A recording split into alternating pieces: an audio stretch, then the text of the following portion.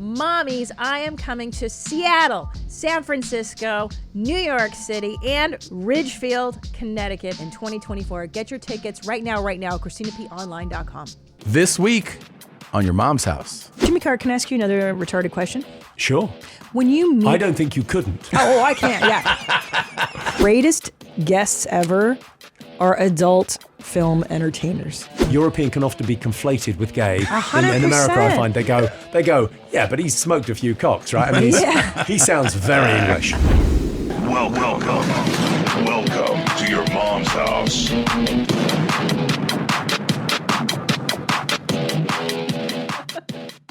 This episode of Your Mom's House is brought to you by Saatva. Go to Saatva, SAATVA.com/theshit and get $200 off any mattress of your choice. And fucking morning. Happy HallowJeans. Happy HallowJeans. Hope you had a great one. It was last night. That's right. But we're celebrating today. You love HallowJeans, It's obviously. the greatest holiday all year long. And as you know, I'm celebrating just a casual look today. Very casual. I am also celebrating. I'm a craps dealer at the Old Palms Casino in Vegas. Mm-hmm. This is what they wear typically. And I wanted to dress up like one of them. You went a little different direction. If you care to... Sure. This is Elder Goth, Susie Sue, one of the originals. And I have to say I have to redeem myself because when I did episode 666, I did my own makeup.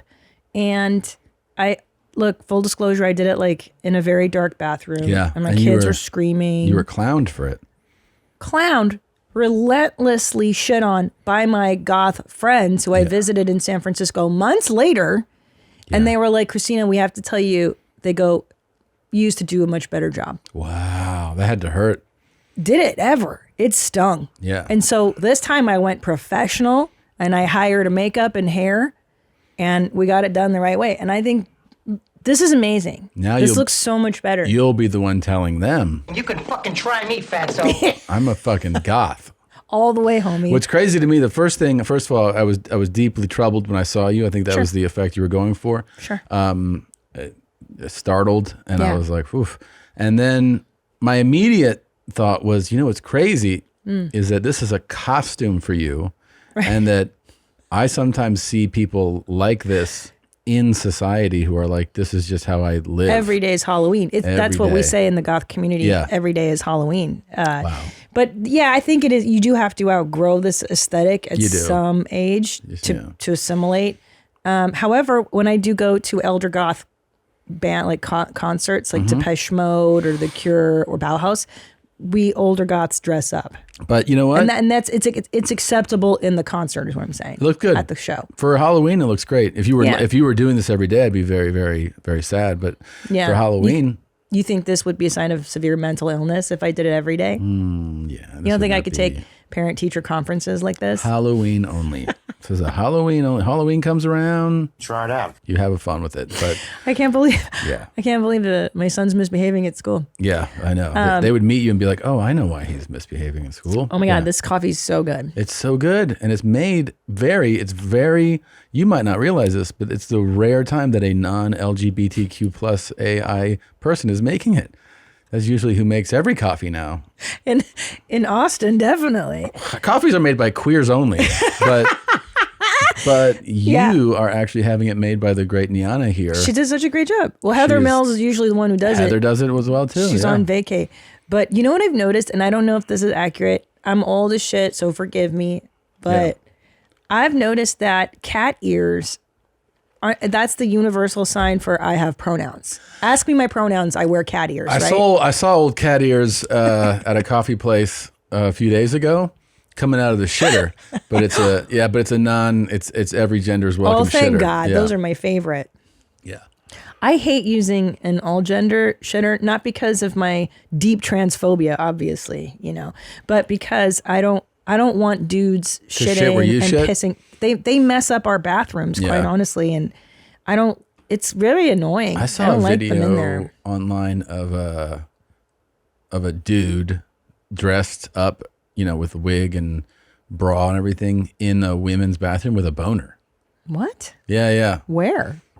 It was online, and the people and they were video. They're like, yeah, and then one of the guys. Then they went to like a club. They were in a club, and the guy was like, "You have a boner." Oh my God. And the person was like, well, he's like, "You have a boner right now. Why do you have a boner?"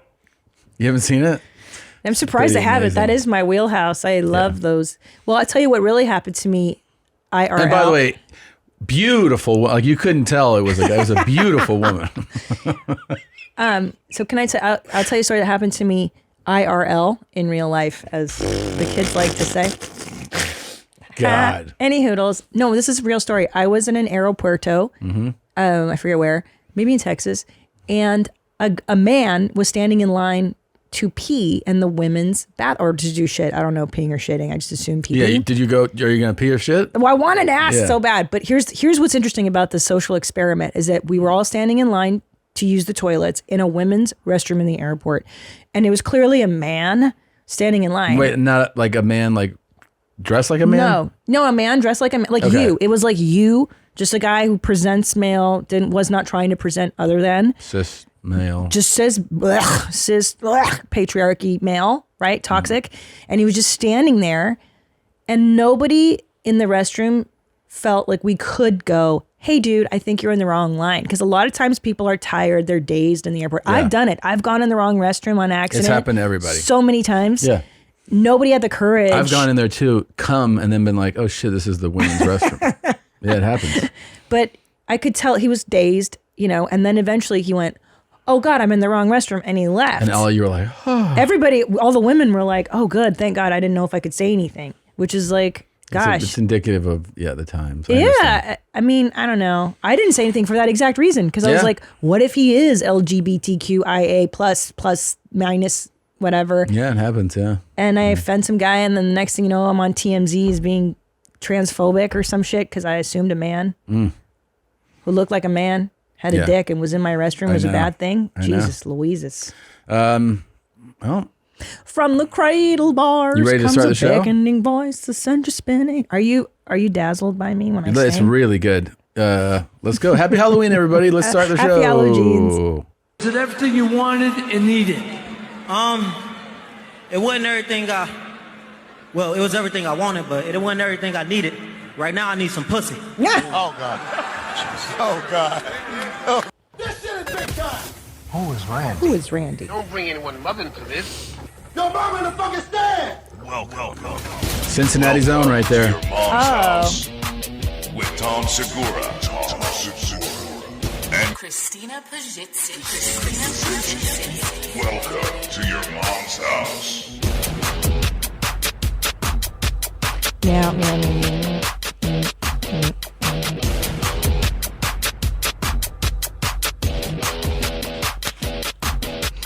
Meow, meow, meow, meow, meow, meow, meow, meow.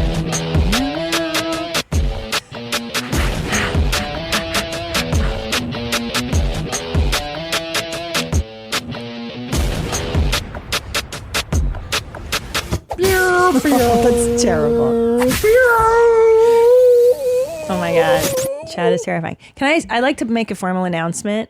Wow. To everybody out there, Yeah. if you're giving out candy for trick-or-treaters and you're an adult, give out only full-size candy bars. What are you doing? Buying mini stuff for kids. You can afford it. You're an adult. Full size? Full size, Tom. Don't get the bite size? That's all we know at the Segura house. I give out full-size candy bars. And you should see the look on these kids' faces. They're in disbelief. But remember that when you were a kid, you got full size. I guess, they didn't even have the bite size stuff then. Yeah, they did. Did they? Yeah, and they had terrible. Remember, like the different flavored Tootsie Rolls? Those were gross too, like lemon flavored Tootsie Rolls. And did you ever have that? Let me see that Tootsie Roll. I don't remember that shit. I really don't. I mean, I think we were just all about Kit Kats and Twix. Oh, and Kit Kats are the best. Dude. Snickers, M&Ms. Sure. Yeah. Sure. Full size. Full size. Only. Yeah. Be cool. Yeah. It was, I mean, I don't know. Full size is, I think that's a lot to ask, but I'm all for it. Did your parents... Reese's Cup? Oh, Reese's Cups, solid. Did your parents ration out your Halloween candy, or were you allowed just to go buck wild and have the bag in your own room? I remember that, we were like, like any kid, you were just so excited to get back with your bag, and then we would empty it out. I don't remember them having us ration it out. No, I feel like that would have stuck into my memory. I have vivid memories of having the bag in my closet and eating Tootsie Rolls before school. Yeah, sure. Like it's 7 in the morning. Very exciting. I think the age that Ellis is now, it's going to even be more exciting because he does have self-control, but he also, you know, can indulge, and he's going to be like, oh my God, I'm a candy for a month. Like he's going to be very excited to manage his candy. Yeah. Free candy, just a surplus of candy. It's amazing. Those dudes, like, they go buck wild with candy. That's one thing that there really is. I love. Because I see them with, ice cream or cake or go like, I'm good. Yeah. Right? Like they'll, It's very fascinating to watch. They'll take bites. And I'm like, are you done? They're like, yeah, I ate enough. And you're like, wow. But candy's different. It's nonstop. Candy, first of all, because candy a lot of times is in smaller portions. Yeah. There is no like, oh, I'm good. They really go off crazy the rails. with it. Yeah. Because our sons have I've been like, hey, do you want to go to McDonald's? McDonald's is trash. Yeah. They don't like McDonald's. And then they'll be like, I'm like, you want a milkshake? No. Yeah. Just very unusual for kids. But you're right. The bag of Jolly Ranchers goes so fast. So fast. Right now, I need some pussy. Yeah. The thing I also wanted to talk about, I went to New York the other day, and I'm very excited. Sorry, where? New York. I don't think you're pronouncing that right. The audience doesn't know where you're talking about. Where would they understand? Hello, Judork titties, Judork. The fact that you say that to people openly all the time. Yeah. And I watch their brain go, oh, yeah. And they're like, what did you say? Like I see them do it all the time, and they're like, Judork. You know why? Because I'm halfway to dead now. Actually, I'm over halfway to dead. That's very true. And I've decided I'm just going to have fun. If it doesn't hurt anybody, I'm just having a good time. Well, speaking of fun. Yeah. I was up in Judork Titties. Hey, and, see? Didn't that feel better? I'm just excited to tell you guys.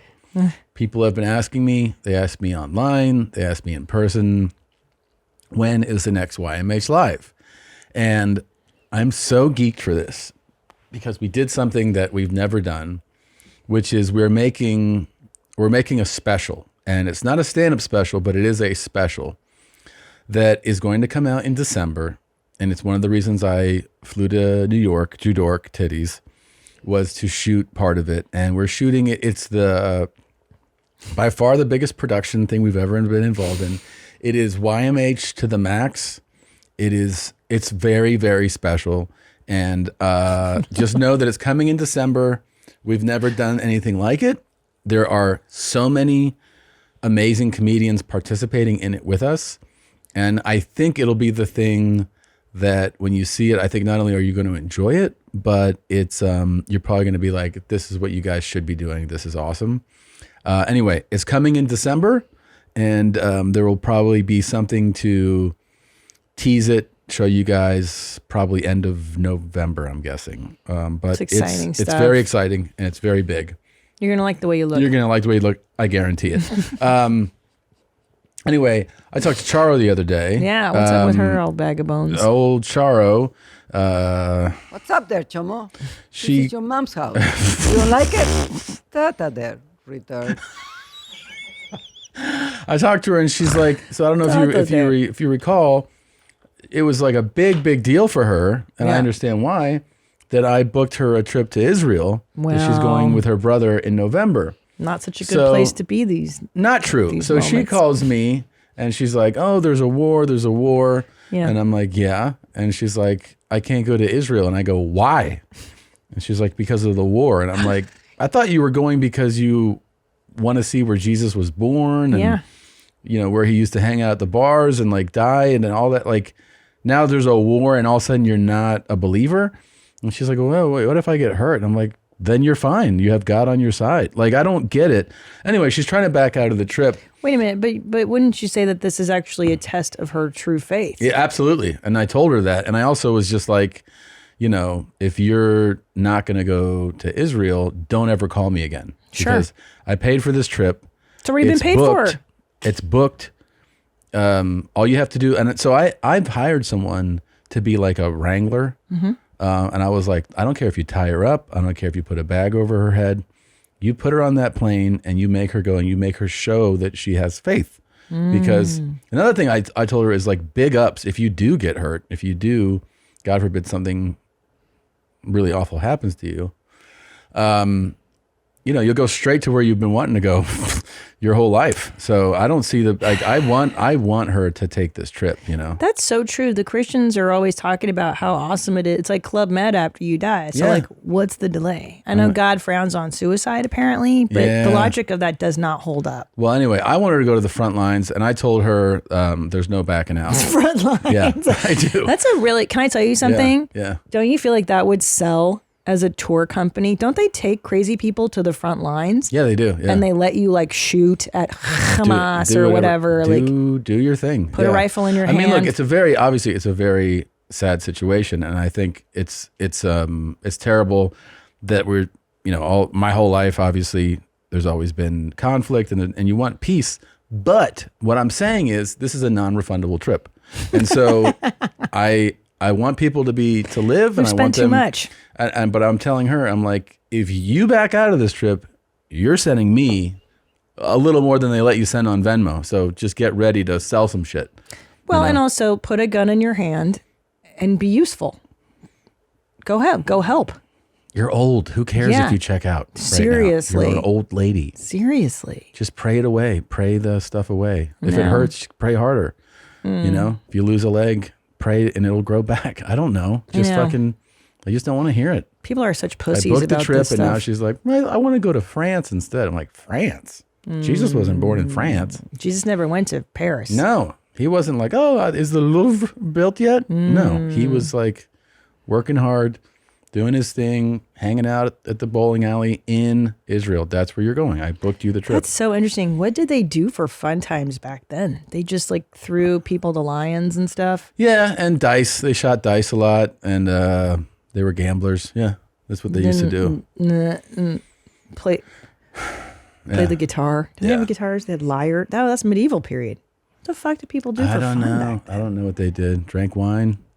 Yeah, they had wine. We know that because Jesus made it for them. Yeah. And fishes and loaves. Yeah. That's about it. Very retarded. They didn't even have pornography back then. How did people J their D's? How sad is that? To live in an era with no pornography. Speaking of pornography, you did your show in that's Las the worst Vegas. It's the saddest thing of all. People.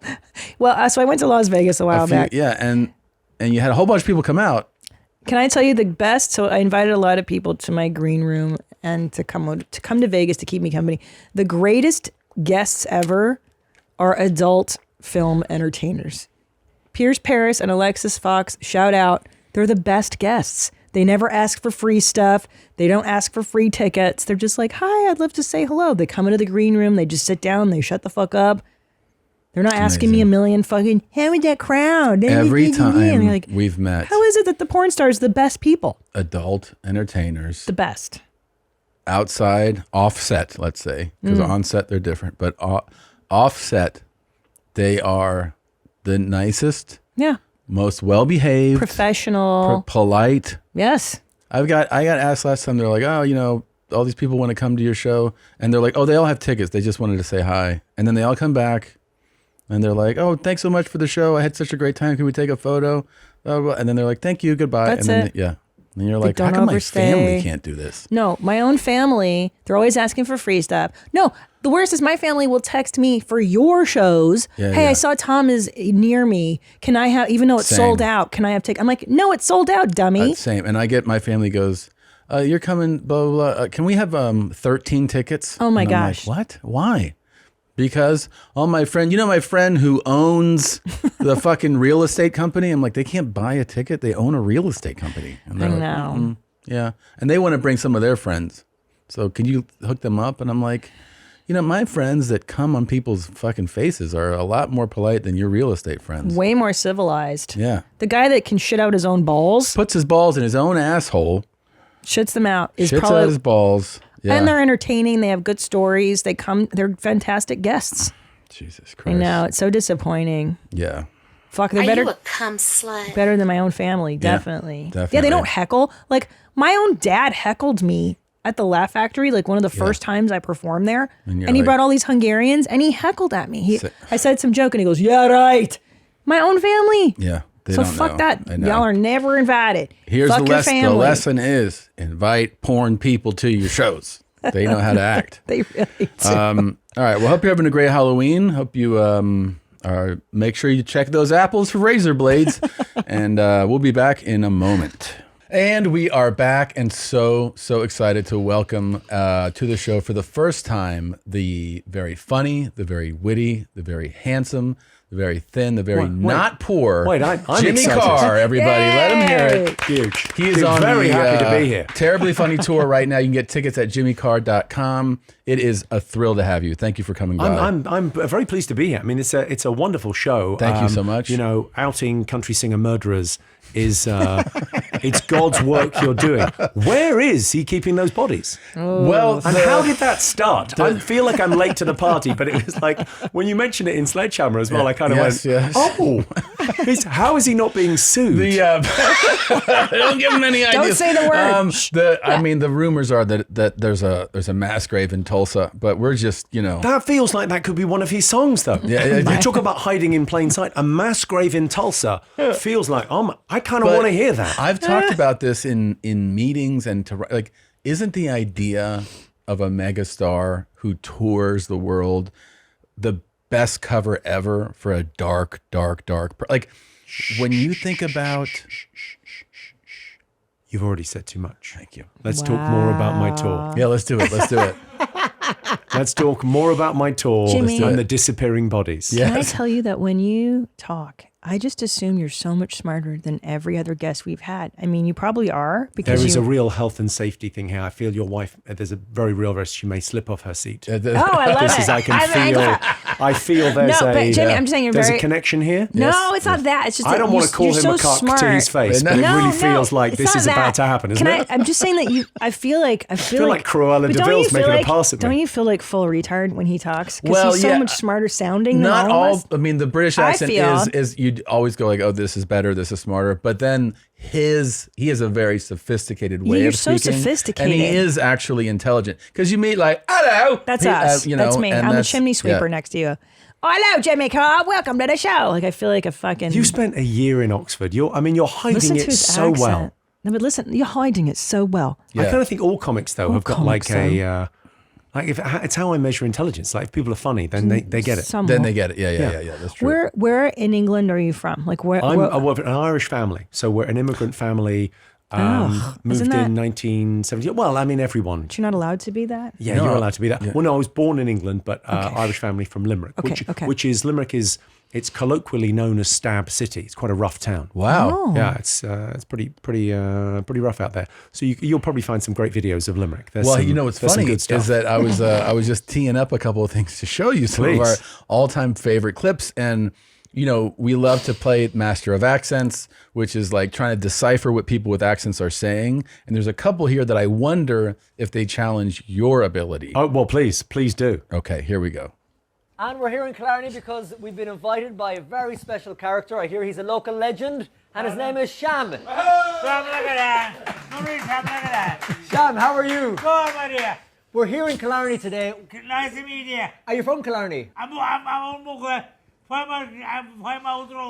Born and bred. Born and bred in Killarney.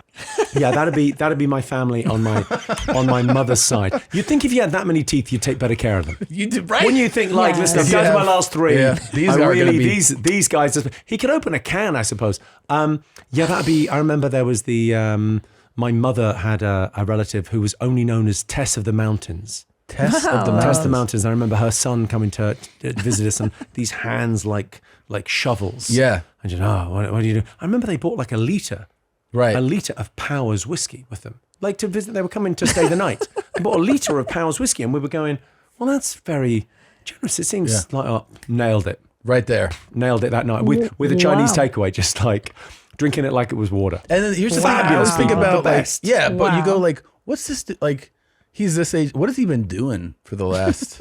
That's it. Digging turf. Yeah. Don't forget your shovel if you want to go to work. There's a great singer called Christy Moore who He's quite a legend in Ireland. Christy Moore's worth looking at if you love the Irish accent. Yeah. And a beautiful songwriter. Very akin to country music, like it's real stories in the music. Sure. And there's a comedian who I think pound for pound might be, he's certainly in the top 10 greats working in the world today, called Tommy Tiernan. Oh, I know Tommy Tiernan. Like one of the great storytellers. Sure. And he goes to all of these places and plays these bars. He's an Irish guy? Oh, he's one, yeah, very. Here, it gets a little. I just want to know if you are just like. Do you understand what he's saying so far? A little bit, yeah. All right, kid. That means you're more in the man. All the doors with more of that. Not hard the door. I mean, is it easy for you to understand that? No, I mean, I think. I mean, he's also mid-stroke, so that's the impediment. There is he's having a stroke, and no one seems to care.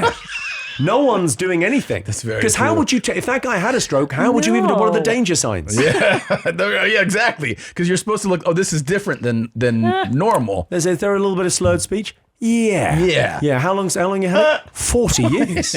Every morning, all afternoon, and at evening too. Yeah. Yeah. Wow. Lots of tourists around.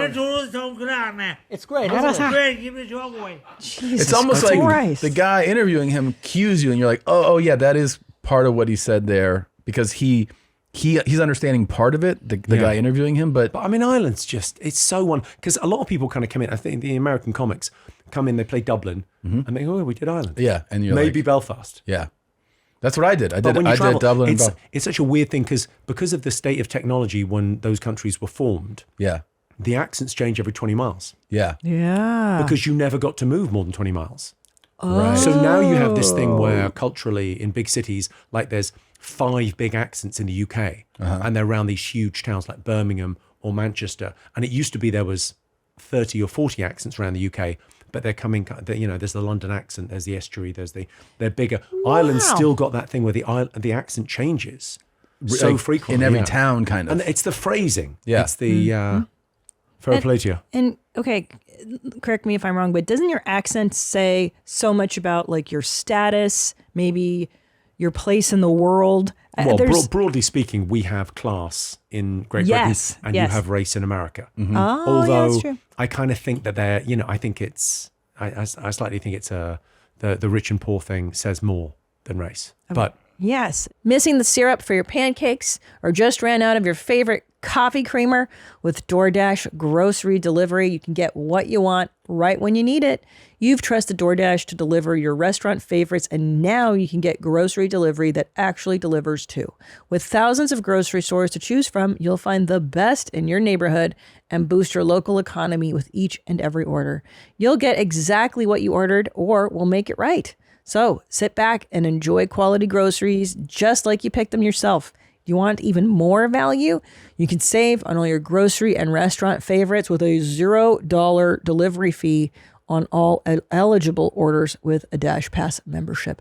With easy substitutions right in the app and best-in-class customer support, DoorDash delivers groceries exactly how you want it. Get 50% off your first DoorDash order up to a $20 value when you use code MOMGROCERY at checkout. Limited time offer. Terms apply. That's 50% off up to $20 on your first order through DoorDash when you enter the code MOMGROCERY. Don't forget, that's code MOMGROCERY for 50% off your first order up to $20 when you try DoorDash.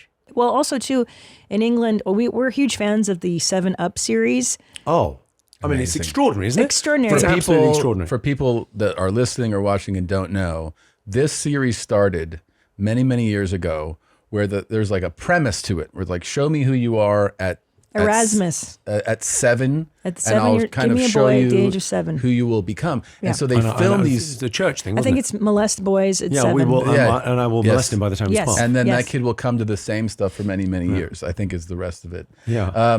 He'll come every time he hears church bells. It's a fascinating thing. So it follows these children who each have these very distinct personalities at 7 years old. And you're watching. It's sort of the first reality TV. It really is. The first. But it was done. There's one called The Family as well, which is really worth checking out, which is the first ever piece of Fly on the Wall.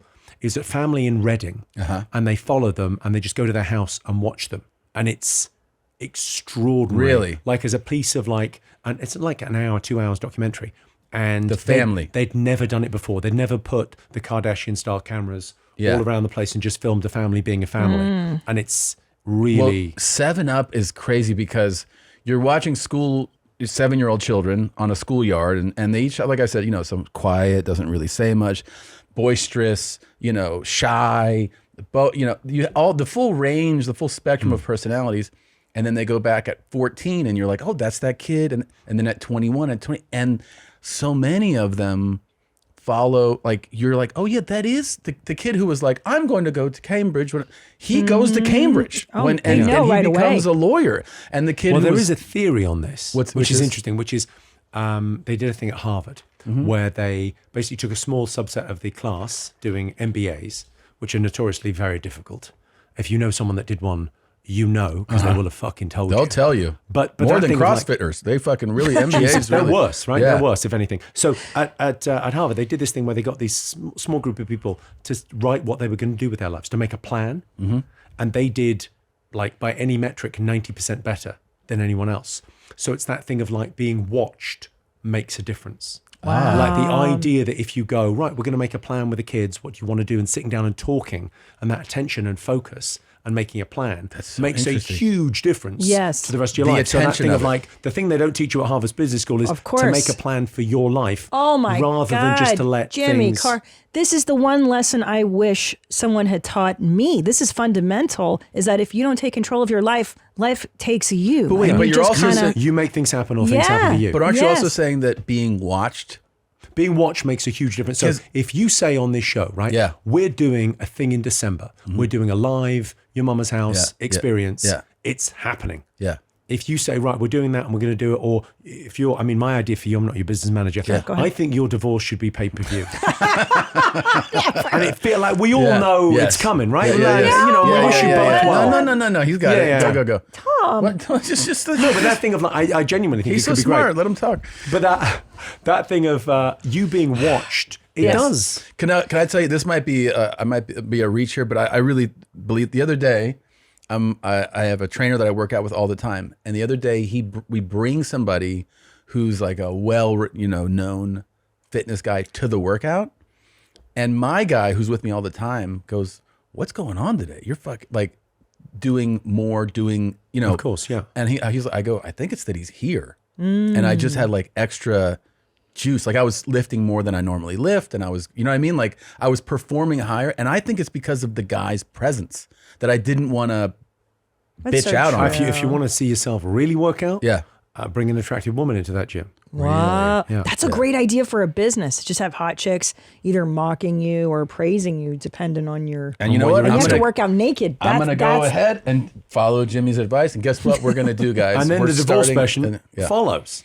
The new hot chick gym is opening on Lamar.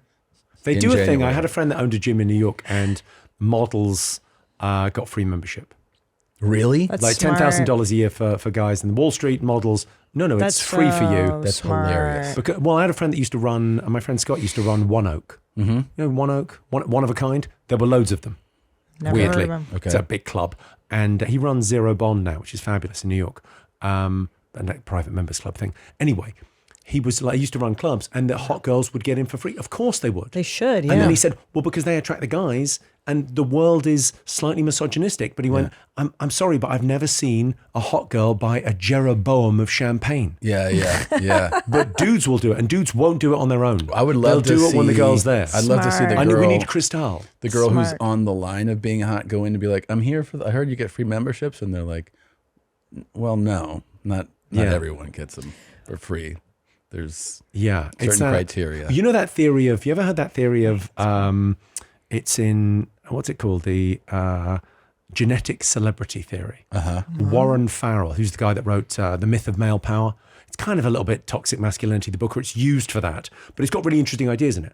He's the guy that came up with the thing of like, all the dangerous jobs, name a dangerous job, ice road chucker. Sure. Ditch digger, longshoreman, whatever. Anything you could get hurt doing is done by men because their lives are worth less.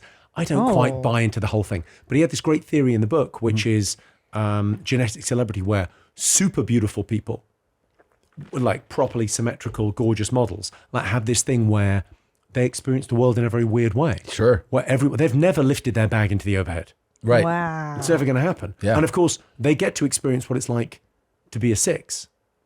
because time. Yeah. So they get to see everything. It's a really interesting story of like they go, that's cool. Oh, I've bought this invisibility cloak of wrinkles. Right. It's kind of crazy. Right? There's a book about this. This guy, Warren Farrell, The Myth of Male Power. But I wouldn't particularly recommend the book because I think it's kind of it's a bit alt-righty and whatever. But I quite like reading those things that are outside of your sort of frame of going, that's an important book. It is fascinating to be around somebody who's like a legit 10 and just to watch everybody around you talk them. in the special about meeting a model. Brad Pitt. Yeah. And Brad Pitt. Well, too, meeting Brad Pitt, I met Brad Pitt and Angelina once, and I'm a straight guy. I'm European, everyone, if you're wondering. European can often be conflated with gay. 100%. In America, I find they go, yeah, but he's smoked a few cocks, right? I mean, he sounds very English. No, true. not at all. But I met Brad Pitt and Angelina. And Angelina, you meet quite a lot of women that are 10s. Yes. Like in life, you often will walk in a bar and go, she's a very attractive young lady.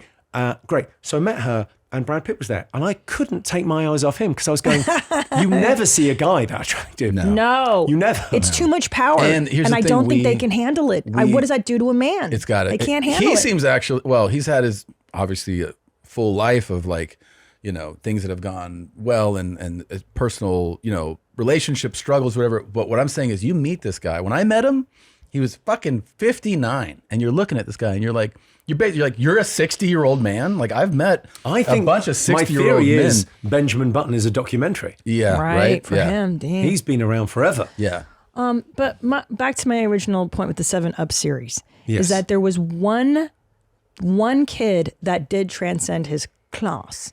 He was the jockey. He goes, I want to be a jockey. Yeah, I want to be a jockey. And then he ends up giving up the dream of being a jockey because maybe financially it's too hard for him, right? Because it shows him he's taking care of the horses, but then I don't imagine his family Is that the one who ended up a taxi driver? Exactly. Yeah. And then he does I the met him knowledge. recently. You met the guy. I met the guy, yeah. How'd you meet him? Yeah. I was in the back of the cab. Stop. I was in the back of the cab. I met him like 6 months ago. And you did nice guy. Did you put it on immediately? Like, No, I got know? in. He went, hey, Jimmy from the TV. I said, yeah. He said, I was on the TV. Right away. My whole life. No fucking way, Such an interesting man. guy. We had such an interesting ride. So what's his life like? Tell me. He's good. He's a cab driver. So he's very garrulous, very talkative. I mean, maybe slightly more so with me, but I think he just enjoys it. That thing of like being a cab driver is a pretty great job. Well, that's the if thing you in treat it America. right. People don't understand that the knowledge is not like you actually, it's a skill you must learn the roads The knowledge of London. is one of the most difficult exams in the world. I've always referred to it as university for working class people in London. So it was that thing of like, if you were bright and you wanted to make money, you did the knowledge. So you have to learn every single street of London.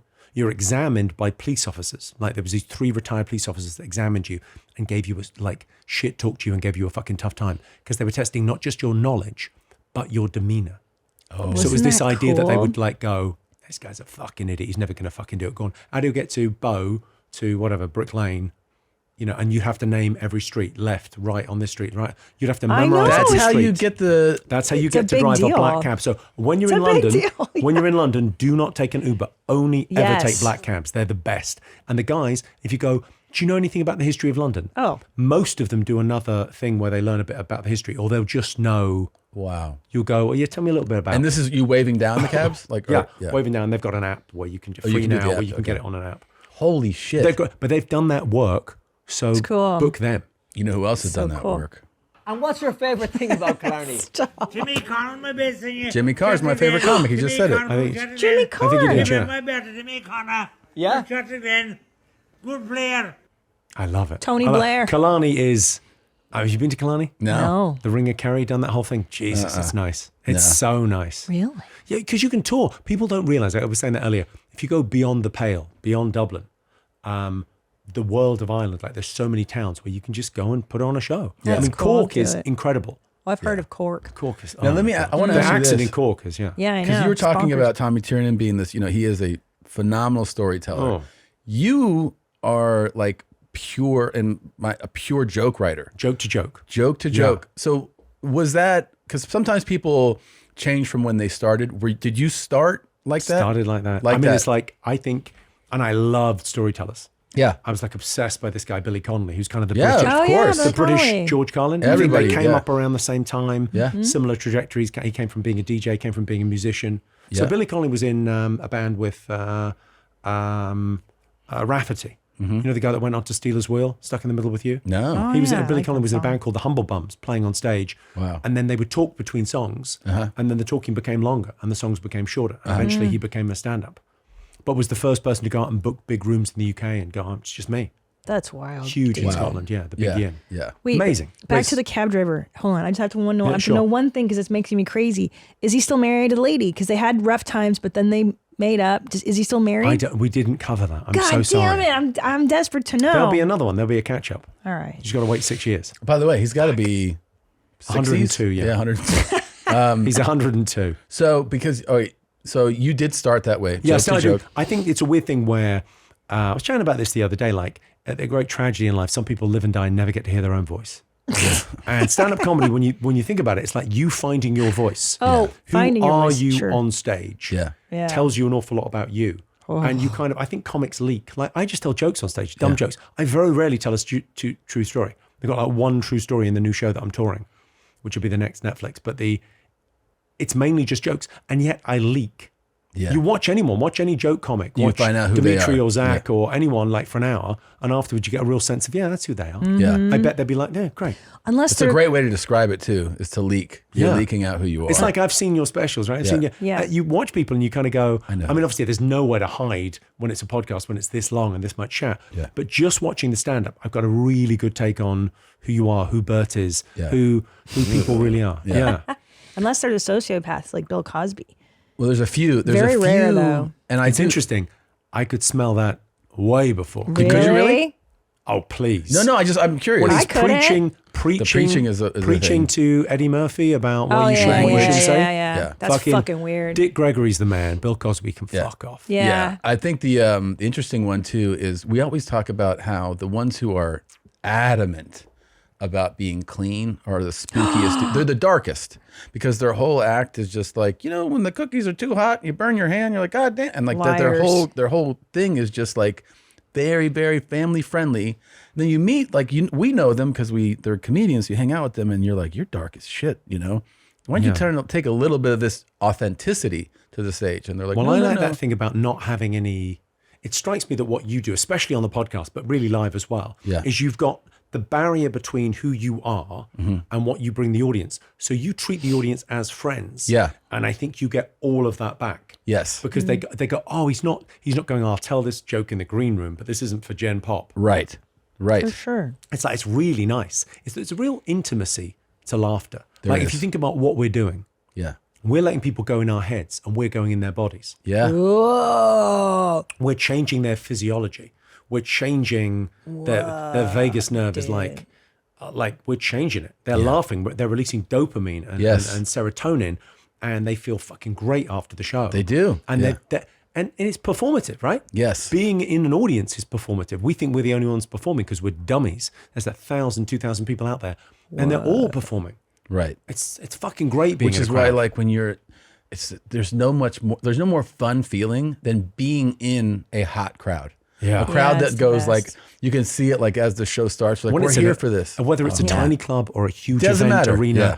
it's all good. And that thing about like comedy, I don't think it's about edgy versus non-edgy, because I think mainstream comedy, observational comedy, the stuff that Jerry Seinfeld does, has changed discourse. It changes society because actually it pushes that Overton window of what you can and can't talk about within relationships. You know, it used to be people couldn't talk to their partner openly about, whether it's, I think the thing at the moment, a lot of people talk about depression on stage. Yes. And it feels like comics got to that 3, 4, 5 years ago. Yes. Talking openly about depression, and there's the great shows, great kind of one woman, one man shows and stand-up bits. And then it kind of comes to the mainstream. We're always slightly ahead of the curve and pushing it, and giving people the language where they can, sweetening the pill. You can laugh about it a little bit as you go. True. And we're the line keepers too. At least in this country, I think of speech, because speech got real fucking tight during COVID. And I think it's nice that we're restoring, more freedom of speech. I see it coming back. The podcast I love, because you go, there's no gatekeeper. Right. Yeah. Stand up, there's no gatekeeper. If you have a gatekeeper, then you can get cancelled. Yeah. But without a gatekeeper, you just go, no, this is what is free it. speech sounds like. Yeah. As long as we're broadcasting, everyone can speak freely and disagree. And the idea of, like, if you want to see where power is, who can't you criticize? It's Voltaire. Yeah. Fancy. Voltaire, first mention on the show. Wow, I told you he was smart. It's not just the accent. Yeah, fucking Cambridge. This guy knows his stuff. Hi, mate. Yeah. Yeah, no. Well, Canada. Who can't you criticize? Canada is having podcasts get registered Trudeau now. is making you register your podcast. Yeah, with the same in line with this with like radio stations and television. So it's like the setting up a potential to censor. Really, the censorship people, they are just so fucking far behind. The guy's trying to go, what words can I... Look, Carlin did this in the 70s, right? The words you can't say on television. Yeah. He hit this early. Oh, and the yeah. idea, you go, the medium is the message. The medium of podcasting, the medium of stand-up comedy is total fucking freedom. Yeah. And why are people drawn to that? We're having a golden age of comedy at the moment. Yeah. Yes. Comedians Crazy. are filling arenas in a way that bands aren't, because bands are being fucked by the businesses. So you don't have to buy the album anymore. You listen to the single, and then the algorithm tells you what the big song is, and you just listen to that. And there's this great quote. Bowie said it. You know, it's going to be like turning on a tap, turning on music. He said that in the 90s. So right. Yeah. And then Jarvis Cocker from Pulp said music's going to become like a scented candle. And it often is, even if you love music. I fucking adore new music. I listen to everything. And sometimes you put on a playlist and you don't know who's singing. And you go, this is a great song. I love this song. Yeah. Don't know who it was. Don't know who created. I could sit next to them in a bar. I wouldn't know. I know. That's kind of sad. Yeah, it is sad. Yeah. But And with also comedy, you feel like connected. If you're over a certain age too, you too. were raised on just an album. You would get an album and listen to the album.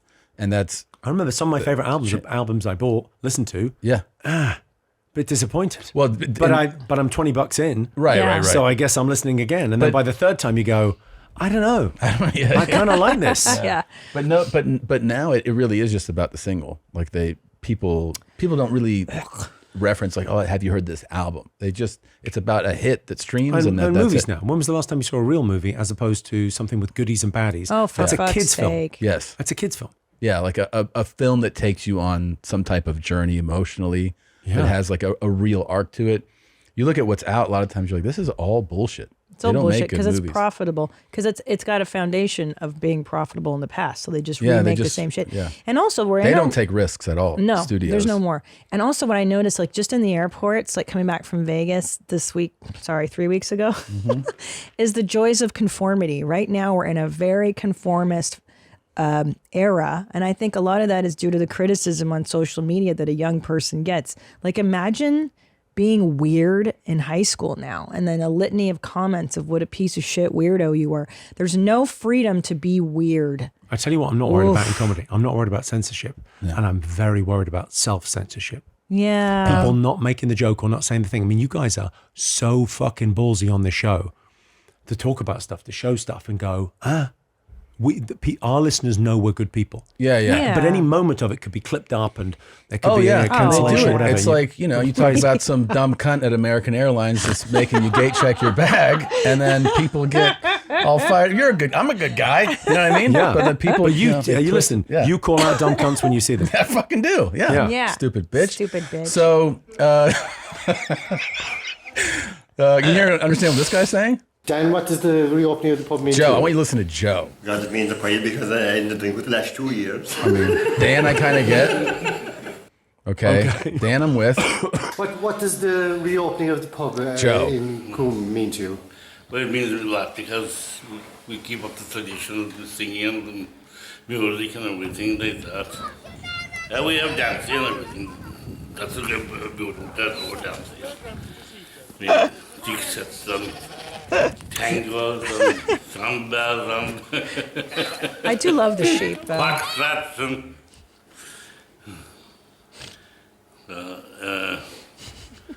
everything right now, we're back to the square one again. What was that? So if he's there, the bigger question, if he's there in Where the are pub, the teeth? Yes. No. Oh. Are the billy goats just walking across the bridge? Are they just with impunity? I don't know. That seems crazy. Yeah. That does seem crazy. Yeah, it does. Yeah. I you don't know. I understand mean, that? I don't know anything about his mother. I don't know about anything about her interest sexually in bullfrogs. But there's definitely a connection, isn't there? There's definitely something going on. What is going on? Yes. Yeah. It started very well. The first 3 sentences, absolutely no problem. Yeah, no problem. But then, so this actually this actually feels good to us because you always go. Sometimes we'll play clips.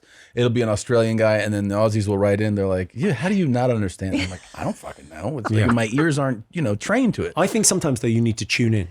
Yeah, I find sometimes with American crowds, like sometimes like the first couple of jokes, they're like just tuning in. They get it, but it like takes a beat. Yes, it's like that thing. They're translating. I had friends from the north of England that had like problems getting booked in North America, or like chatting about getting something away, and I don't know if people already go for your accent. Yeah, like people don't know Peter Kay here, right? And they don't know John Bishop. Don't know, or I don't know. Yeah, I don't know. Like Peter Kay is probably the biggest selling comic in the UK. People no shit. Yeah, he's doing like an arena tour where he does an arena every Friday, Saturday, Sunday night for 3 years. Homie. That's 3 years? Yeah, 3 years. 15,000 seater twice a week for 3 years. Peter Kay. Oh, People don't know him outside. And he's northern. Can you look it up? But then you watch Game of Thrones. Yeah. And everyone's got a fucking northern accent. Yeah. And then you watch Lord of the Rings. Everyone's got a northern accent. This is Peter Kay? This is Peter Kay, yeah. All right, Peter. He's a very nice guy. Jesus he's a Christ. sweetheart. He's the biggest comic in the UK by some margin, I would say, ticket sales wise. But Really? full disclosure, whenever I watch an English show, I do have to subtitle because I just want to, I watch the Stick on a clip of Phoenix Nights. Phoenix Nights was his big... I do with the Crown. With the crown? The Crown. The Crown. You have to say it, Crown. I do like a bit of a How crown. come? Why? So do the Royals just have their own dialect, or is that like a super upper crust accent? What is the royal accent? Are the royal family posh? Is your question? Well, and this seems borderline retarded. It is retarded. It is retarded. Oh, the royal family. I remember once playing. I did a gig at Buckingham Palace, and it was like for the Jubilee. So it's like that's a biggie. 250,000 people in front of you, Jesus and then a lot more Christ. people watching at home. So, and the Queen is there. Like she's in my eye line.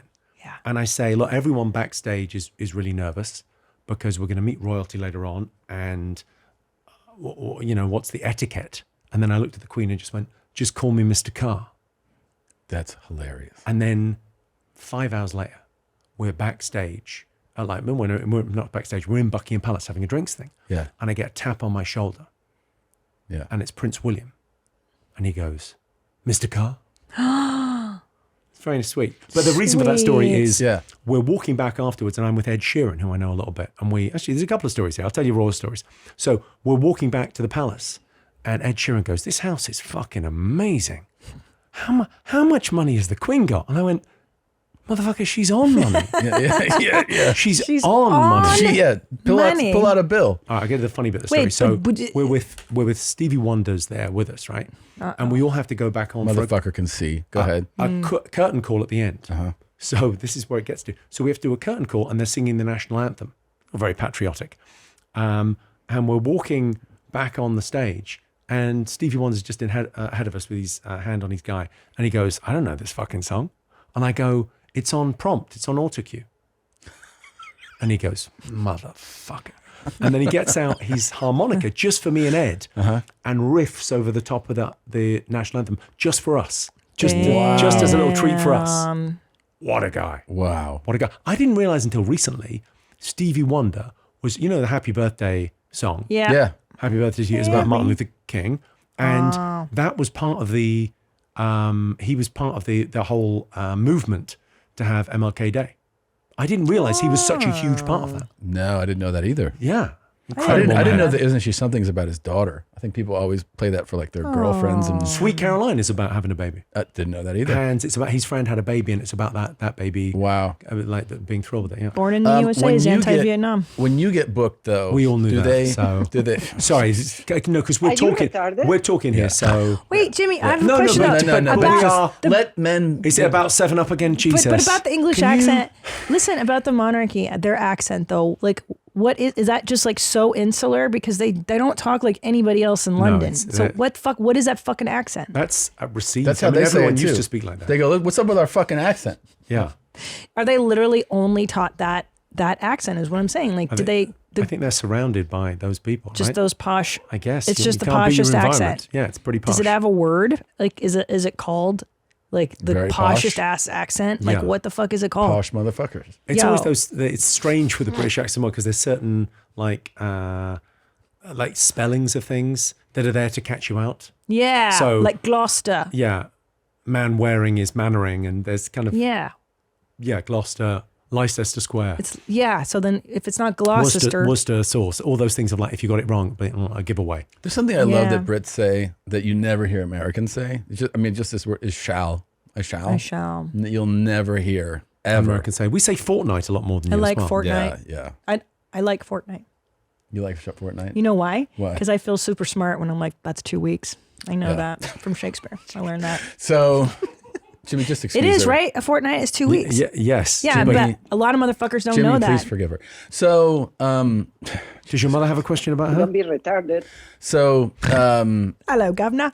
Here's the thing I wanted to ask. So this happens to all of us for different gigs, where you're getting booked for something and they go like, hey, when you do something that's like for the British royal family and also for 250,000 people and millions at home, but you're also like, I know what you're like on stage. Do they go, hey man? Or do you just intuitively go, I'm not going to talk about the Queen's pussy. Like, do you just go, don't worry? Or do they say, please? Like doing like a 3-minute thing while they changed the drum riser for Grace Jones singing in a hula hoop.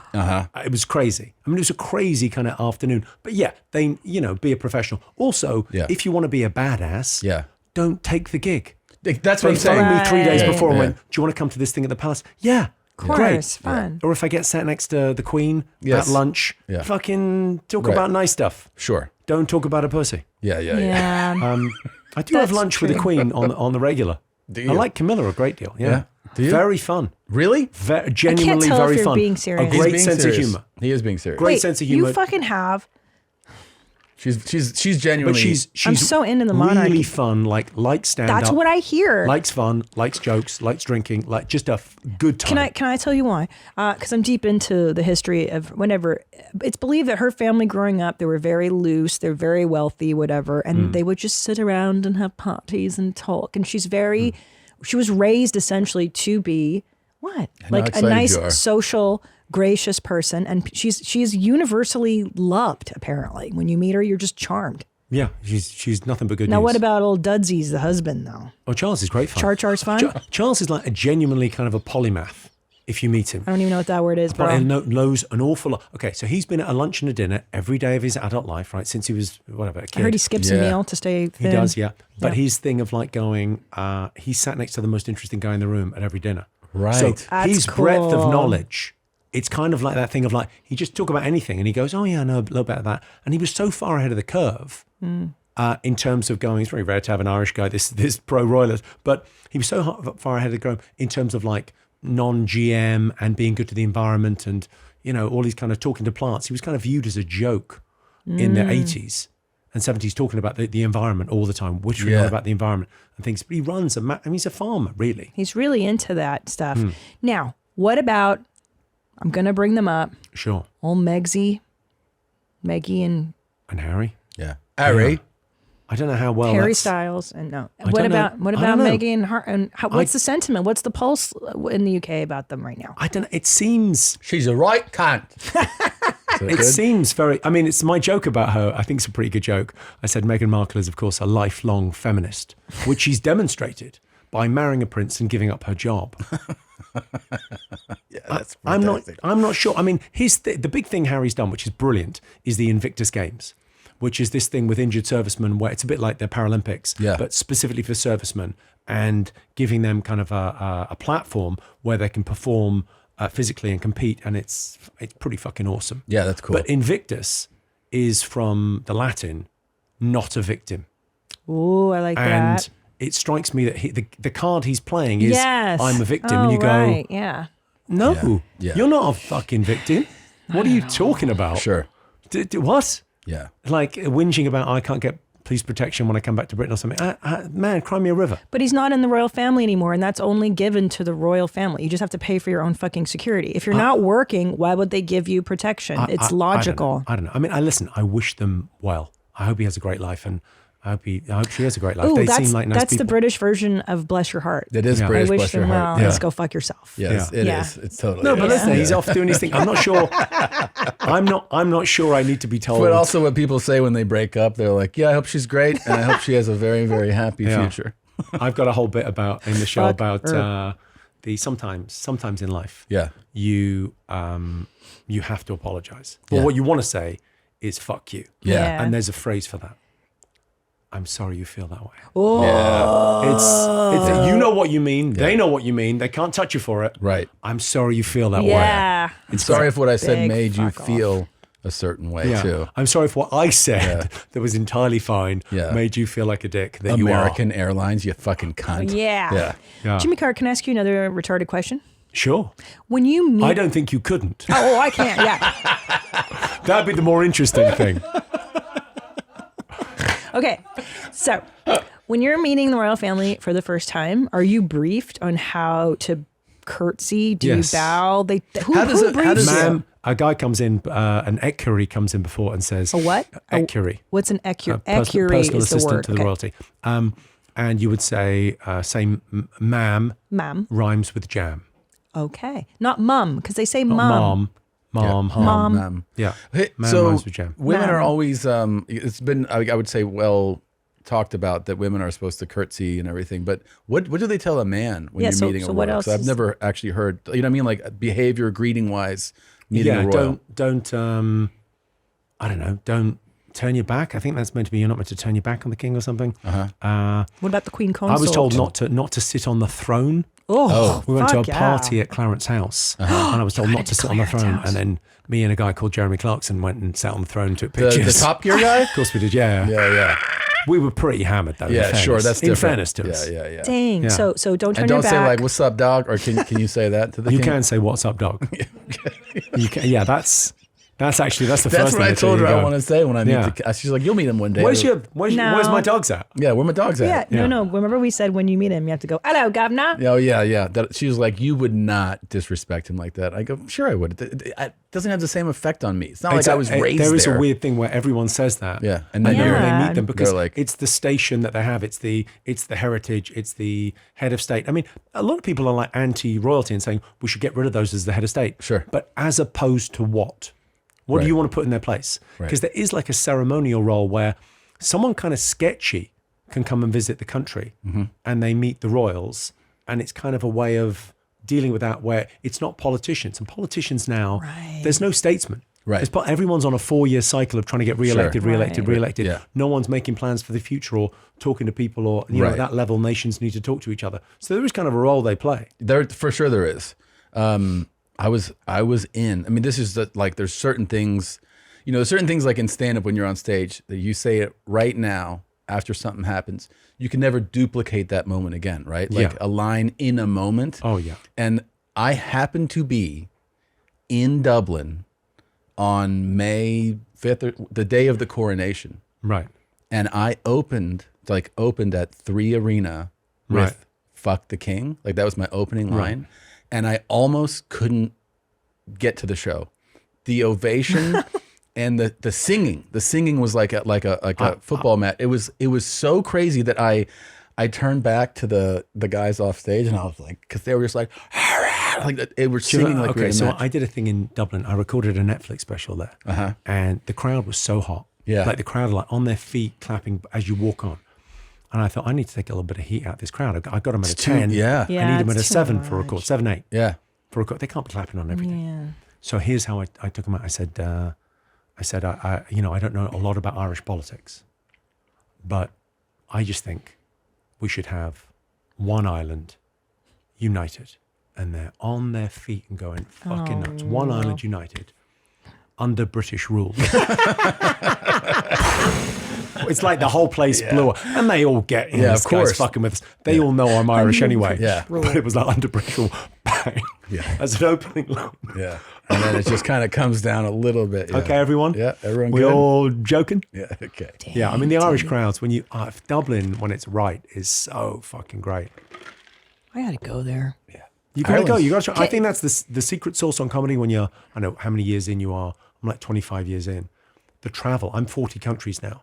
So I'm 250 gigs on the year. Yeah. Australia, New Zealand, Canada, whole of Europe, everywhere. You're always going. But that thing of, it's so fun to go to new places. It is so it fun. really And is. also you have, I don't know if you experienced the same thing coming over here, but there is that thing, like I did the international legs last on my tour. So I did all of North America, and then the final thing was do Australia, New Zealand. I did a little Latin America, and then I did Europe. And there's this thing every time where you arrive in a new country, a part of you goes like, is this gonna work here? But it's exciting because you go like, it's a little bit of extra anxiety that you go, how are they gonna receive me? Right? Because I played Paris recently, and I thought it's just gonna be expat British guys. Yeah. And that was 90% French. Yeah.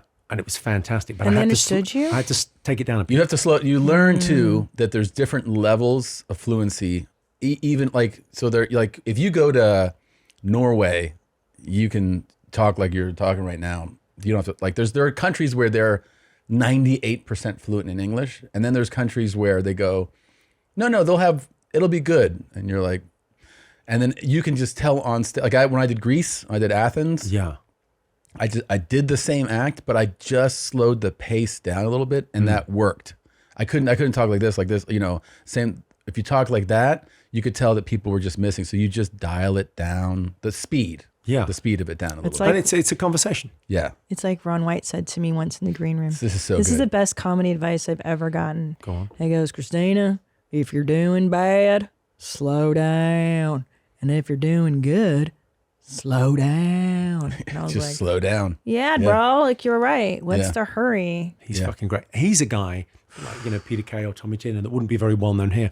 He's like a guy in the UK. No one's heard of Ron White. Oh my gosh. Because he never traveled. I think in this era, like we're all standing on the shoulders of giants, right? No one's inventing the thing single-handed. So the idea of going and playing the Far East and going and playing Eastern Europe and playing Germany or whatever, the places that I will go and play. Yeah. I'm not the first in. It's always like there's a few people who've done it, and there's an audience there, and now you can look on YouTube and Spotify or whatever and see where you're played. Sure, it's great. It's right? pretty crazy. I know. Right before I did the European tour, Ron and I took him to a basketball game.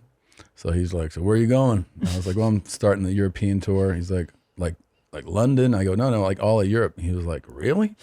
And I go, "Yeah." He goes, "Like, where's your first show?" And I go, "Budapest, Hungary." And he was like, "Budapest?" And I go, "Yeah." He goes, "People are coming?" And I go, "Yeah, it's sold out." It's two cities. The whole night, yeah. The whole night he was like, we were just sitting there watching the game. And he'd go, "Budapest? There's people going in Budapest?" And I was like, "Yeah, man." And then he was I find that thing of like the more obscure place you go as well. Yeah. Oh, that's so weird. So like if you play in New York, I'm doing Carnegie Hall later in the year, and they'll have a great time. Yeah. But everyone at that show had other options that night. They had 50 options. Oh, yeah. So many great options, right? Yeah. They're like, I could have gone to the Knicks game. I genuinely want to go. Broadway. Thanks for being here. Yeah. But sometimes when I play Budapest, they go, "You're very lucky to have me here." Yeah. There's nothing else going on this week. Yeah. And to your point, remember when Michael Jackson was so out of fashion in America, and then he would go over to Eastern Europe, and they're like, "Michael, we love you." Like, well, because it's We fucking don't- communist country. Nobody's coming here. Or post-communist. Because we haven't heard the allegations. that too. Michael Jackson, R.I.P. God. Yes. Do you remember Great man. Did a little dancing. The little Good guy. dance. Remember the Martin I can do a Bashir? brilliant Michael Jackson impersonation. Love it. Let's hear it. I just need a small kid that can keep a secret. Can we? Our boys just left. They were just here. Remember Martin Bashir's interview with Michael? It can you can't find it, I don't think, anymore on YouTube. It was in the 90s. And Martin was like, "You've done nothing to your face. You claim that you've not had anything done to your face." And he's like, "No, of course not. People lie. People are so insensitive." And then the you're big hand comes out. What? What now? You can't do anything with the hands, can you, Michael? There's some big hands. Some big hands. God, it's so weird. It's so weird. And at that point, when Martin was interviewing him, he clearly had his nose shaved to nothing. It got so weird. The skin tone, he was as light as your coffee, and he wasn't always like, he was like ghoulish by the time he was there. And then the eyes. Yeah. He'd done so much shit. He'd done a lot. It's really sad. So delusional. He was totally out of his mind. His mind. That's a crazy. I think it was the Pepsi commercial, wasn't it? Burned him Pepsi up. started because then he had That's the beginning of it. I don't think he had another day of his life where he wasn't out of his mind on painkillers. That's true. Right. So he burned and himself. he had the same thing Trump had. He had what's it called? A scalp production.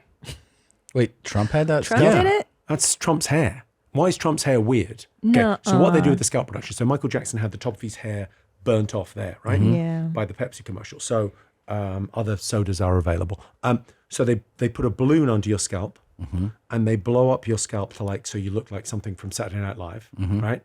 And then they cut. It's one of the most painful things you can get done. They can cut the middle bit of skin out. Yeah. And then they sew that bit to that bit. Fuck. And so your hair's spread over, so you get the hair from there over there. That's garbage. Ooh. So it used to be before they had hair transplants, that's what they used to do. So Trump had the same thing. So the hair that you think that's a weird direction, that's hair from there that's been fucking put there. Wow. That's his hair is crazy looking. Why is I know everybody jokes about it, but why does he do why is the orange shit on Trump's? Hey, that's a retarded question. How come he doesn't get called retarded? No, why is he that's a retarded question. But it's not suntanning. No, it's not. He's not suntanning. He'll literally, you'll see him do. I'm not entirely sure it's not Cheetos. A presser. Cheetos are very Moorish. See, he does a presser like in the evening. No, I get it. And you morning, get it on your fingers. It's all, and then he doesn't have it here. That's true, because I just got a spray tan for the first time. But They do your whole face. Any comment you're going to make on looks now, you need to just check yourself in the monitor before you speak because you forget. You go, yeah, that guy's got too much makeup on. Or sure. Or you're like your hands in your pockets and you go, Jimmy, is this a fucking retarded question or not? And then you look like this. So, sorry, initially were you playing bass for The Cure? Was that's how it started, That's and then right. you started the Banshees? Bauhaus. Yeah. No, I love Susie Sue. She's touring again. She's wearing Hoka's sneakers. She's fucking She's the best. I want to pivot to this, though. She's from Sussex. You always look good, but I saw you last, I believe it was 2015. That's a long time ago. Was it Montreal? Yes. Yeah. Good memory. But wait, you are leaner, right? Yeah, have you ever been so fat? lean. I got really, I got like fitter since having kids. Okay. I found that thing of like, as soon as you have kids, you go, the game's changed. Yeah. I need to be on the floor. I need to be able to play with these guys. I need to be able to pick them up. Yeah. And put them down. I remember like the first time like playing with my son and doing all this. Yeah. And my lower back, like the next day going, what have I done to myself? And you go, I'm not fit enough. Yeah. It's like a half rack and loads of metformin. That's what I'd recommend. How old are you have one child or children? 2. How old? I got 2. I don't know. I can call someone. You're clearly not there I can right call now. someone and find out. But I think about 1.5 and 4. Dang, you're in it, homie. Yeah. It's amazing. I mean, it's tickets to the greatest show on earth. I mean, I love it. I don't want to get boring about it, but No, I think we it's love talking incredible. about it. It's absolutely incredible. Do you know that Tom and I are married and we have kids and stuff too? To each other. Yeah, we are. Feels like you both could have done better. Weirdly, I know, right? Yeah. both could have done better, but like it's an odd thing that you both could have done better elsewhere. You both should have married a normie. Oh my God! Could you imagine? Yeah, and it's not too late. It's not too late. Oh no, God no! And there's a pay-per-view event that pays for the whole the whole divorce. thing. Yeah. Oh no! Stop! Don't even joke about it. Oh, my okay. God! Jimmy's fucking crazy. Don't hex us. So this another Brit. It's a funny, interesting thing. All the Brits or the UK, that part of the world people were showing are lacking teeth, and this next weird. person also same category. When you're sitting on your own and you can smell your own breath. Oh, for fuck's sake! And you're. Oh God! Is that me? I've been talking to people today. I can smell my breath. I'm gonna throw up. Oh my God! Now Tom. It's a funny story how I met my personal trainer. That's a lot to take in. I can smell it. Because I associate bad breath with teeth. Yes. Yeah. But that can't. How bad could it be? I've been speaking to people today. It also changes so much. Teeth are such an effect on appearance, right? Like this lady has a full mouth of teeth, and you're like hair and teeth. I think is that thing. I had a hair transplant and I got my teeth done. Did you? Yeah. Looks great. It does look great. Dang, I didn't even know. So people do it nowadays, and there's shit ones, and they stand out. So like, what's the secret to a good one? Yeah, let me see that, dude. That's pretty good, isn't it? Where'd you have it done? Turkey? Yeah, sure. I had it done by this guy at the Maitland Clinic called Ed Bulls, who's really good. It's kind of interesting getting a hair transplant because the gag that I had about it was, so what they do, people imagine there's a donor. People imagine that you're waiting by the phone for a call saying there's a guy from BTS, he's been in a motorcycle crash. He's got an incredible quiff. You got to get down here. You got to get down here. But they take the hair from around the back there. We got loads of hair. And then they replant it where you need it, like up the front. Yeah. So it works. The downside is, you know that sensation you get where the hairs on the back of your neck stand up? Yeah. If that happens to me, this bit goes spiky. Stop. Yeah, I look like fucking... Yeah, it's a joke. It's like, but the idea of like, if I got freaked out, I'd look like fucking Tintin. Yeah. But that weird kind of thing of like, I got it done. I suppose it's that thing of... how much pain? Because here's what I imagine. Zero pain. No. How much panic when it's done where you're like, is this going to suck? Yeah. Do you have like right where you're? Oh like, yeah, I might look like crazy. Because you but see when you guys get your with teeth the done bad as well. The ones, next you're day, like- you kind of go, "Is this okay? Yeah. Is this okay? Did I go too white? I always think I didn't go white enough. Actually, Yeah, me too. No, I want it to look like someone opened a fridge. Let me see. They're good. dude. No, those are great. Those guys stand out and they look fucking weird, dude. Are they veneers? You, Huh? Oh, I got everything done. My dentist described it as a mouth. Yeah. I want all 30 because they didn't have that much time But off. can So I I tell you said, something? I want though? every teeth done. We talk about this all the time. The wisest thing you did was not go too white. Yeah, Don't you go can too go. white. Those people do it. You see it all the time, and you see it like people who are on camera, and you're like, oh, I just saw Rex Ryan talk about it. You know, can you pull up Rex Ryan teeth? I just saw him What's he on a done? show Has he gone yesterday. Oh, Sexy And- Rexy? Yeah, dude. But Sexy Rexy. He sounds showed good. his teeth, and you're like, dude, like it just. Oh my God. Look Yeah, how that's- crazy those. you look like a corpse. choppers are. It's terrible. Too yeah. white. No, that might have been.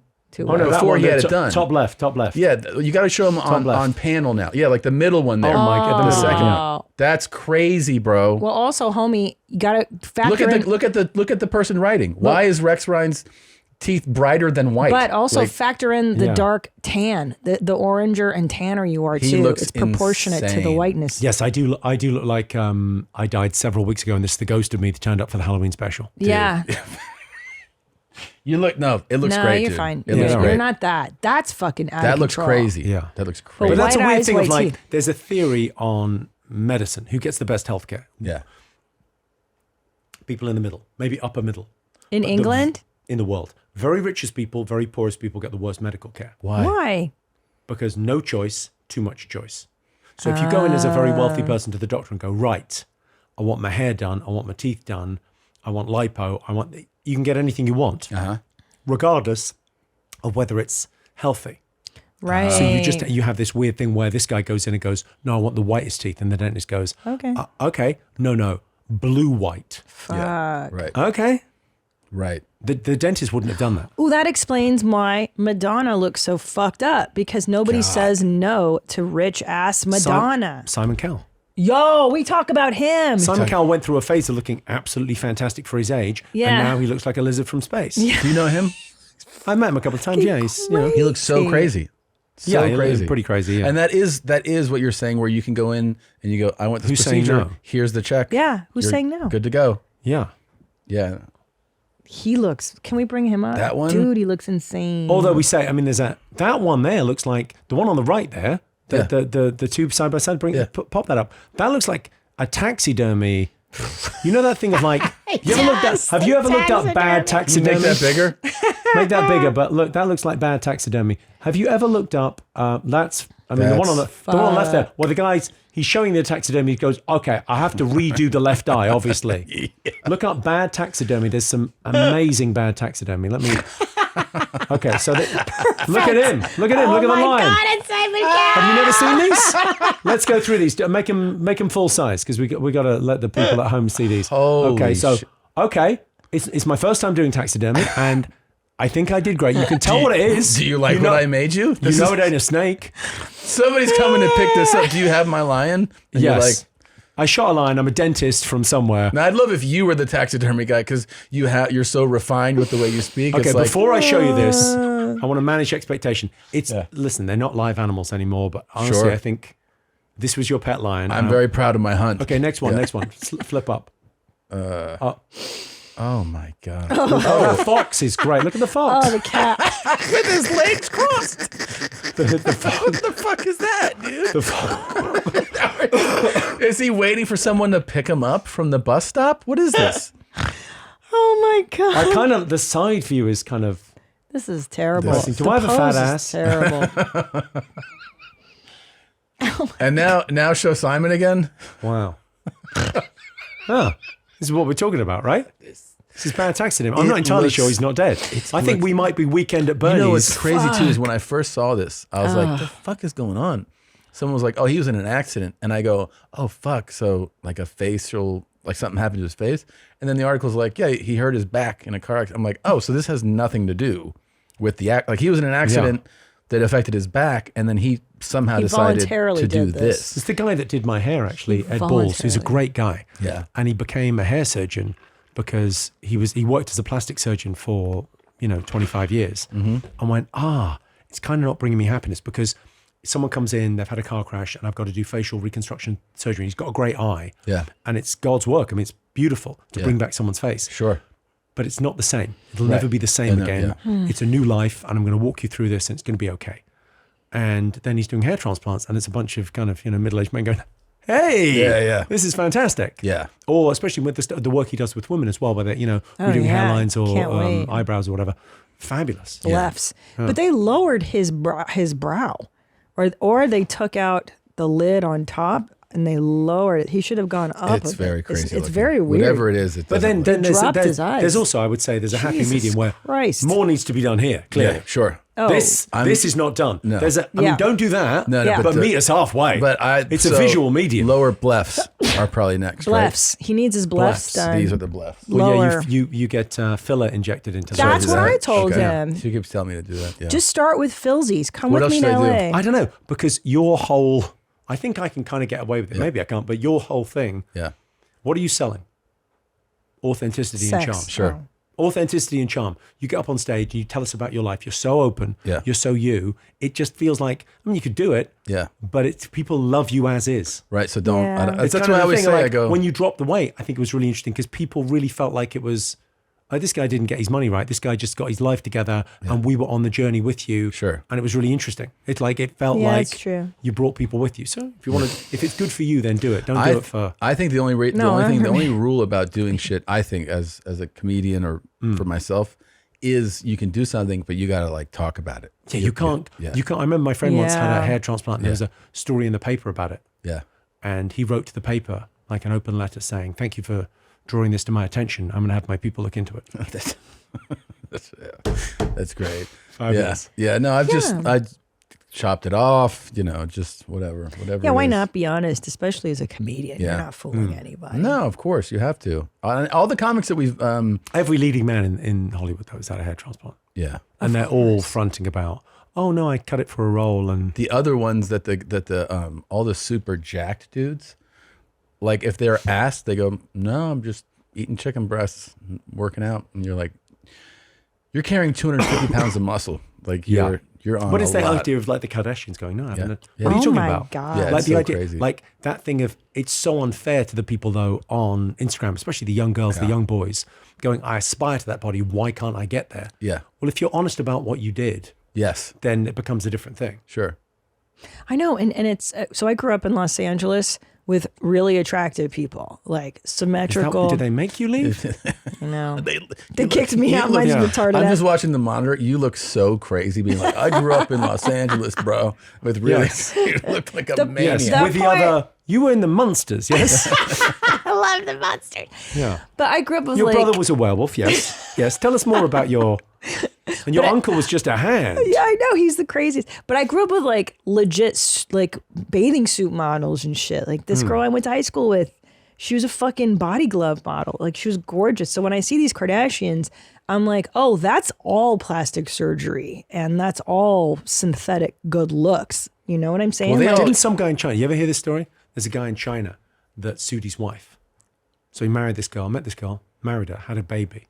And the baby's ugly.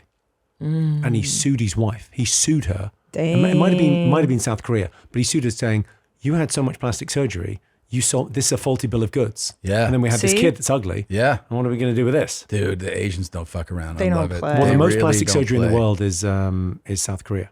For what, the Oh yeah, eyelids? they do. Most in the world. A lot of them have the eye procedure done. Yeah. That's very popular. Lots. I mean, the whole. Yeah. There's a real aesthetic to it. Yeah. I know. And what's interesting is there's an entire generation of women who want to look like Kardashians. Kim's face. That's such an interesting thing, though. Like that's a one-time story, but like a guy, let's say like a super rich guy, meets some chick who's some hot model looking, and then has kids and then you go like, oh, yeah, you had so much stuff done to you that this Who are is you anymore? this is the representation of who you really are. Yeah, you're so cut up.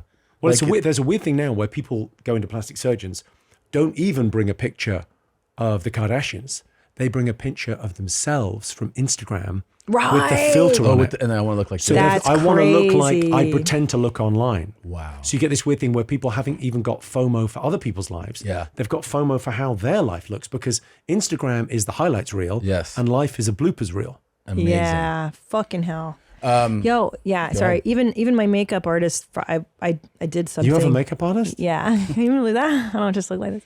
Made me like contour, like he can do the Kardashian contouring. Oh, what on the yeah? That I once whole- had a girl do that in Los Angeles where we were waiting on a show and there was some time. You want to do contouring? Yeah, it's I lost like hilarious. 2 stone. Yeah. in 20 minutes. That's It's what I'm saying. incredible. And like he does my face for specials or whatever, and it doesn't look like me. But you look at the Yeah. photograph and you're like, this is fucking amazing. You look Yeah. great, but it's creepy. It's My plastic surgeon's pretty great. I go see my plastic surgeon. He goes, nope.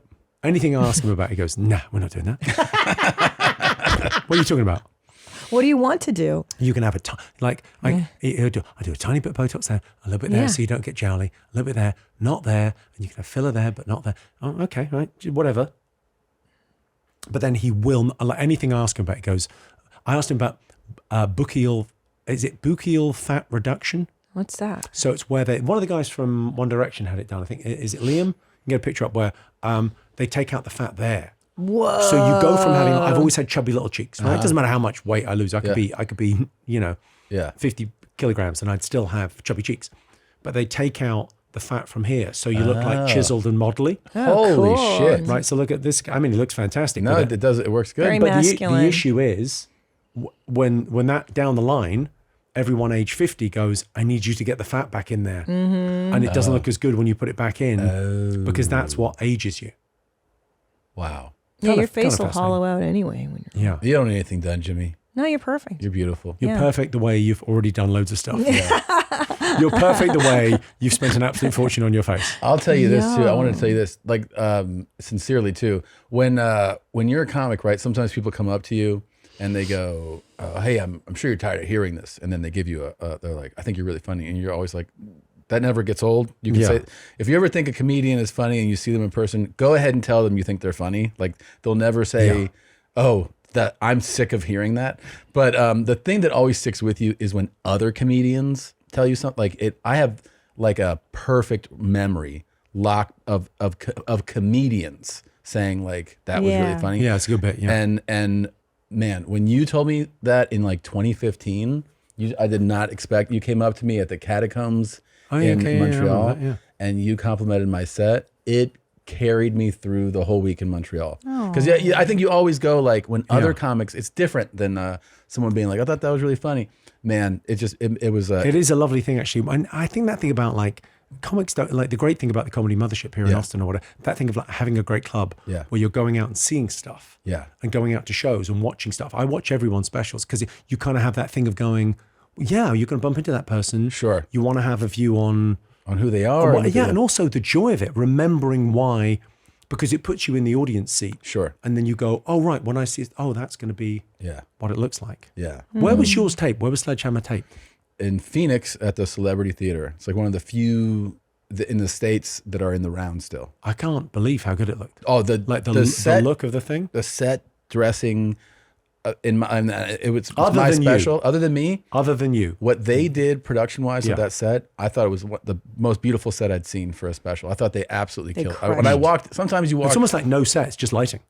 The lighting, but the way that they did it, I walked out. I remember during like the sound check, and I was like, "This looks fucking unreal." Yeah, I was really amazed. The lighting's everything. It is. Because the same guy did my special, the last one that did yours. And I remember being like, because I've seen, especially with women, the older you get, I'm like, you better light me the fuck up. I want to be lit. It was. Bro. Do you know where you're going to do your next? Is that a shadow me. secret right now? No, I just taped it. Oh, you just taped it? Just taped it. Where'd you tape it? I taped it in a place called Aylesbury. There was a really beautiful theatre, quite new, and it's just the reverse looked great. Wow. The reverse That's shot was great. And I nice. like to do 4 shows because they do a lot of audience stuff. Yeah. So to capture it. So it was. Oh, I've heard this and I never 4. confirmed it with you, but people say it. And I was telling people and I was like, I should just ask them, is it true that you're like heckle if you want? Yeah. That is true. Yeah, you're like the one guy. I often do a thing where I do a heckle amnesty where I go, we haven't had enough from you tonight. Just bring it. But that's because he's in Anything the UK But it's and also people that are thing smarter. of like, no, it's that thing of like, you go, they're not trying to ruin the show. They're at the show. It's 1,000 people all with the same sense of humor as you. Yeah. And everything's in service of the show. So even when they're heckling, it's like, okay. But that's not always the case. No, but sometimes you get a heckle and it's something aggressive. Yeah. And you treat it like a customer inquiry. Yeah. Treat it like you work at the local rental place and there's a complaint. Mm-hmm. Well, sorry, what's going on here, sir? How's your evening's not working out the way you wanted it? What's happening? What did he say to you? What's something somebody would say to you? You know, when you welcome it, it's always like you stupid cunt, and you're like, thanks, okay, Yeah, you're fat, you're ugly, okay. The dumb shit. Yeah, I mean, there's a million different, I think the more personalized, the more in the moment it can be, like the thing with the king or whatever. Yeah. That thing of like, the more personal it can be. And then it can, sometimes they're like, almost like you write jokes and then you can go, okay, that'd be a good thing to say to a heckler sometime. It's it's kind of in the Rolodex of, okay, there's something you could do. So there's a bunch of that stuff online that I've done. I just really like it. I like the thing of like, asking a comedian to do an hour of comedy with no script is like asking a magician to do real magic. Yeah. But the heckle bit, you go, people can sort of see you stretching a different muscle. Yeah.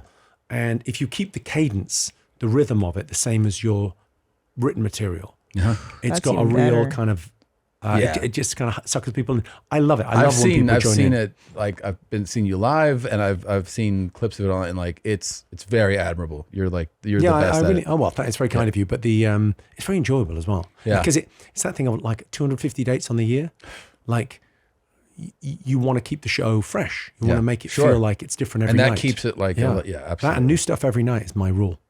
Every night. Every night, new stuff. So that means are you end of 90 minutes? Pull out a piece of paper and try 5 new jokes minimum every single night. Me. I thought you meant a whole new hour. Like, how are you doing that? Wow. No, that's just. I mean, I like to write new things too. Otherwise, you get so and that gives fucking you bored. that gives you something, right? Like, it gives you a reason to write the new stuff as well. I think for me, the way that I do is I'll get into I'll be on tour. It's now a show, right? Or you go like, it's here. This is the show, and I'll get into that phase where I'm like, what is it? And I realize what the thing that I'm feeling is that there's nothing new, right? Because I'm locked into the hour, and you start to go. And then what changes it for me is even if it's 30 seconds at the top.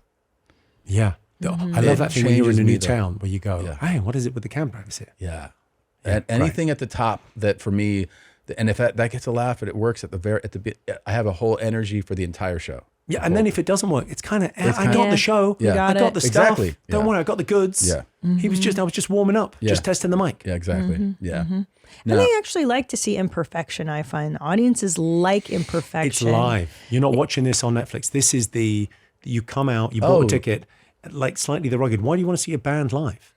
I could listen to a perfect recording. You've already been in the studio for 6 months. When you stumble on something, especially if it's authentic and you're trying something and something goes wrong, I mean, you find that those audiences go, that was fucking so cool. They love it. Or when you throw a heckler out. Yeah. Oh my God, the other night I was at a club and the mic went out for like 7 minutes. And I just started planking. I did Pilates for them. I started talking. I was like, what'd you do today? And this woman was like, I did mushrooms. And I was like, no way. Like it became this whole thing. But people left and they're like, that was the greatest show I've ever seen. And you're like, that was the worst 7 minutes of my life to have to like vamp. But they think it's this happening, like in the 60s, like, oh, it's so spontaneous. And you're like, I guess. Yeah, it's not what I wanted to do. But we fucking did it. Unplanned is the way to go. Yeah, I think that's why people like podcasts too. There's no rehearsing. This shows, I mean, it really is fantastic. I'm interested to know what the live event is. I'll tell you. I'll tell you off mic because I don't want to give it away yet. It's too exciting. We're super excited. Yeah. It will be in December. You did it in was it 2020 or 2021? You did live events. We did. We did them through 20 into 21. We even did a few after. Like we did one last year, live ticketed shows. It is super fun where we do a live podcast. There's no rules. There's no restrictions because it's not on YouTube. And then we would have like musical guests, and we would do all these different. Elements to the show, raise the production of it. I think doing those on the regular, because I know it was the pandemic and people couldn't get out to anything. Yeah. But realistically, even if you're both playing big shows or on a tour, most people that listen can't get out. Yeah.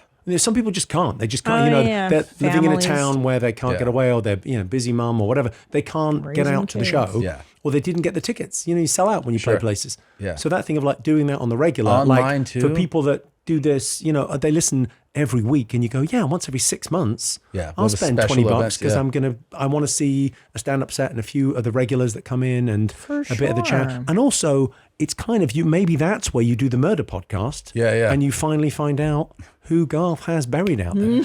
He's onto something. He's onto something. Only murderers on the ranch.